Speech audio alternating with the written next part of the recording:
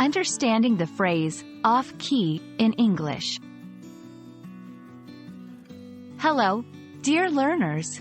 Today, we're diving deep into a very common English phrase, off-key. By the end of this video, you'll not only know what it means, but also how to use it confidently in your conversations. The term, off-key, originally comes from the world of music.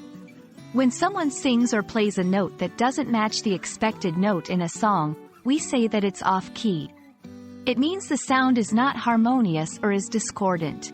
Example, the singer was feeling nervous, and some of her notes were off-key.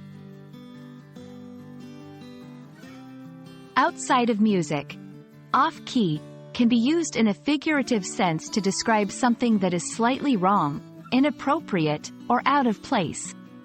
Examples: his comment during the meeting felt off-key considering the serious tone of the discussion. She wore a bright, flashy dress to the somber event, which seemed a bit off-key.